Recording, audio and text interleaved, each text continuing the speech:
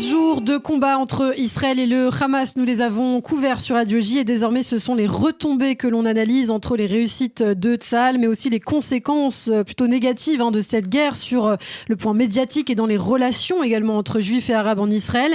Pour en parler, nous accueillons Pierre Lursa, essayiste israélien, spécialiste du sionisme et justement grand traducteur en français des œuvres de Vladimir Zeev Jabotinsky.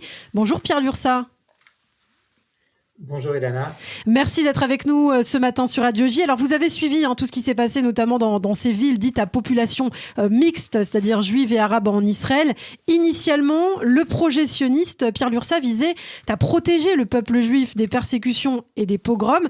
Et finalement, cet État qui voulait échapper aux pogroms se retrouve confronté à des violences très graves commises par des Arabes contre la population juive en Israël en 2021. C'est un échec pour vous du rêve sioniste, comme l'imaginait en tout cas par exemple Jabotinsky? Oui, sans doute, c'est une espèce de remake tragique de ce que le Yishuv avait vécu il y a 100 ans. Mais la différence fondamentale, c'est qu'il y a 100 ans, évidemment, on n'était pas encore un État, on était juste une collectivité nationale en devenir. Et déjà, à cette époque, les principaux dirigeants du Yishuv et les théoriciens du mouvement sioniste avaient été effarés de voir qu'il pouvait y avoir des pogroms en Eretz Israël et que les Juifs qui étaient venus de Pologne et de Russie pour échapper aux pogroms se trouvaient à nouveau confrontés à cette réalité terrible. Eh bien, 100 ans plus tard, je dirais que le réveil est encore plus difficile parce que véritablement de voir des pogroms à l'intérieur de l'État d'Israël souverain, c'est non seulement un événement dramatique qui a été décrit par des médias israéliens pendant de longues journées, mais c'est aussi quelque part une remise en cause des acquis fondamentaux du mouvement sioniste. Alors il y a quelques semaines, au début de la guerre entre Israël et le Hamas et des émeutes dans les villes mixtes et à Jérusalem, le journaliste Jacques Benilouche nous surprenait en déclarant qu'il était en faveur d'une séparation entre juifs et arabes en Israël et que la cohabitation finalement n'était pas possible avec les Arabes, légitimant de fait la théorie du mur de fer, le Kira Barzel de Vladimir Jabotinsky, que vous connaissez bien donc pour l'avoir traduit et étudié. Quel est votre sentiment là-dessus? Est-ce que le Kira Barzel, le mur de fer, est encore quelque chose qui pourrait aboutir selon le rêve sioniste alors qu'il y a 20% d'Arabes en Israël, sans compter bien sûr ceux aussi de Judée-Samarie et de la bande de Gaza? Eh bien, je vais vous dire mon sentiment avant de parler de ça. Je crois que le rêve de la séparation entre juifs et arabes, c'est un fantasme qui paradoxalement, c'est un fantasme gauche en Israël. Parce que c'est toujours la gauche qui a dit les Arabes là-bas et nous ici. Et c'est au nom de ce fantasme dangereux qu'on s'est retiré de Gaza avec les conséquences que l'on vit aujourd'hui. Parce que la sécurité, d'une part, parce que il y aura toujours des Arabes en Israël et le projet sioniste ne vise pas à créer une terre juive dans laquelle il n'y aurait pas de non-juifs. Au contraire, le projet sioniste vise à une cohabitation, mais avec une majorité juive souveraine. Et ce qui est remis en cause aujourd'hui, ce n'est pas la cohabitation entre guillemets, ce qui est remis en cause, c'est la souveraineté juive. Donc la réponse doit être d'assumer notre souveraineté, et c'est ce que j'ai écrit à propos de ces événements. Le problème, c'est d'une part pour la minorité arabe de savoir respecter les droits de la majorité, et le problème pour la majorité juive, c'est de savoir faire respecter ses droits. Et de ce point de vue-là, le Kira Barzel, ce n'est pas du tout comme l'a présenté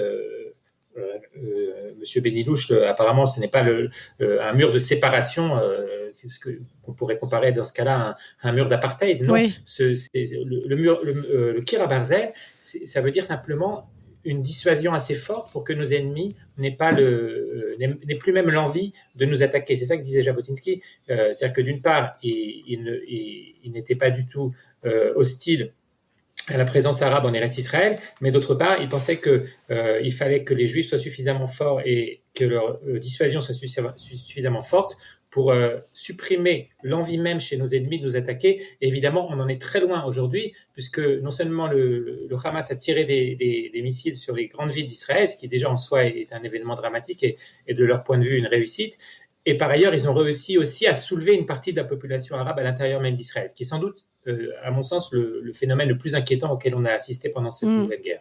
Alors justement, vous parliez d'apartheid. Aujourd'hui, beaucoup de personnes, et on le voit récemment encore jusqu'au sommet de l'État en France, on entend ces écrivains, ces hommes politiques, le ministre de la Défense, Jean-Yves Le Drian, qui le disait, s'il n'y a pas de solution, dit-il, entre guillemets, à deux États, alors il y a un gros risque d'apartheid en Israël. Justement, comment faire pour gérer cette situation, ces différences entre juifs et arabes, sans justement que l'État d'Israël puisse être qualifié par ses ennemis d'État d'apartheid? Comment résoudre ce problème, Pierre Lursa? Eh bien, il y a deux problèmes. Le problème de la coexistence, comme j'ai dit, en Israël, c'est le problème d'une minorité qui doit apprendre à être minorité, et c'est un problème notamment pour les musulmans, parce que dans l'islam, l'islam doit toujours dominer. Donc le problème qu'ils doivent régler, c'est le problème d'accepter de vivre en tant que minorité musulmane dans un État juif. Et de ce point de vue-là, je dirais que c'est un laboratoire qui est utile aussi, qui pourra servir pour beaucoup d'autres endroits dans le monde. Et par ailleurs, le problème pour la majorité juive, comme j'ai dit, c'est de savoir vivre en tant que majorité souveraine, parce que nous, les juifs, nous avons vécu pendant très longtemps dans l'exil en tant que minorité, et nous n'avons pas encore l'habitude d'être une majorité. Et quant aux accusations d'apartheid, effectivement, ce sont nos ennemis qui les diffusent, et c'est assez inquiétant de voir qu'elles sont arrivées au sommet de l'État en France, et qu'un ministre des Affaires étrangères peut les relayer, ne serait-ce que sous la forme d'une interrogation, d'un point d'interrogation, mais je pense que le point d'interrogation ne trompe personne. Est-ce que cela a été une erreur pour vous, Pierre Lursa, de Tsahal et des autorités israéliennes de ne pas être entrés dans la bande de Gaza? Pour vous, est-ce que cela laisse le temps peut-être au Hamas, au groupe terroriste, de se réarmer? D'ailleurs, je crois que vous avez même parlé d'immenses régressions chez nos confrères de Kalita.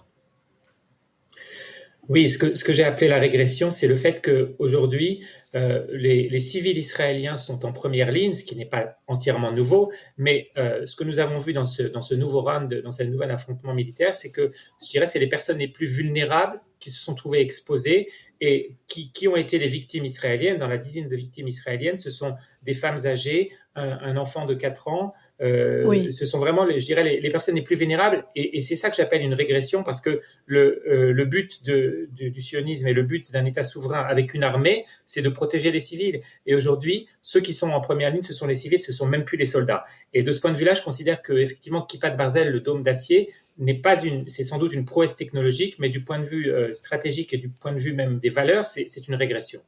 Parce que c'est une espèce de parapluie, je le compare à un parapluie qui n'est pas entièrement étanche, c'est un parapluie qui d'une part est troué, qui laisse passer quand même certains missiles, et par ailleurs c'est une arme purement défensive qui nous exonère de régler le véritable problème. Parce que n'importe quel État souverain, si un État voisin ou si une organisation terroriste derrière une frontière lui tire des missiles régulièrement sur ses principales villes, aucun État ne peut accepter cette situation. Et la solution, ce n'est pas de créer un Kippat Barzel, un parapluie technologique aussi évolué soit-il. La solution, c'est évidemment d'éradiquer les lanceurs de missiles. Et pour cela, malheureusement, des frappes aériennes ne suffisent pas. Il faudra un jour faire rentrer des forces à l'intérieur de la bande de Gaza. Et tout le monde le sait en Israël. C'est un secret de polichinelle. Tout le monde le sait. Et les responsables militaires le disent. Et simplement, il faudra avoir un jour un gouvernement suffisamment fort et suffisamment courageux pour faire ce travail que jusqu'à présent, il n'a pas été fait. Alors, vous parlez du gouvernement. Justement, c'est intéressant puisque au même moment, il y a des tractations sur la scène politique israélienne. Qu'est-ce que vous pensez du comportement de Naftali Bennett, qui avait dit qu'il ne s'allierait pas finalement aux Arabes israéliens, qu'il ne s'allierait pas au centre, à d'autres partis rivaux de Benyamin Netanyahou? Finalement, il l'a fait. Est-ce que pour vous, il a trahi ses idées et même, je dirais, ses convictions sionistes? Ses convictions sionistes, je n'irai peut-être pas jusque-là, mais il a sans doute trahi d'une part son programme électoral et surtout beaucoup de ses électeurs. Et on voit aujourd'hui une véritable fronde au sein de l'électorat de Yamina, parce que effectivement, c'est inacceptable de leur point de vue de rentrer dans ce gouvernement qui n'est pas tant un gouvernement d'union nationale que plutôt un gouvernement de centre-gauche et avec une composante tout à fait problématique. Et je fais partie évidemment de ceux qui regrettent que Naftali Bennett ait accepté de rejoindre ce gouvernement. Et je n'attends pas, j'espère évidemment que l'avenir me détrompera, mais je n'attends pas de choses positives de ce gouvernement. Merci beaucoup Pierre Lurçat d'avoir été avec nous et je rappelle les titres de vos derniers livres, Seul dans l'Arche, Israël, laboratoire du monde, publié cette année aux éditions de l'Éléphant, et puis un livre aussi que vous avez traduit, La rédemption sociale, éléments de philosophie sociale de la Bible hébraïque de Vladimir Zeev Jabotinsky, et puis enfin vous présentez aussi, ça c'est important, une conférence en direct live sur Facebook ce jeudi à 19h. Il s'agira encore une fois de parler de Jabotinsky, n'est-ce pas ? Oui, je parlerai de la vision de l'État juif de Jabotinsky, quelle était sa vision de l'État juif, et notamment du caractère juif de l'État. Donc c'est, je dirais, une réflexion sur le thème de rapport entre État et religion, un thème toujours actuel en Israël. Eh oui, un sujet qui colle parfaitement à l'actualité, Jabotinsky et l'État juif, comment réconcilier l'État et la religion. Merci beaucoup Pierre Lurçat d'avoir été avec nous et à très bientôt sur Radio J.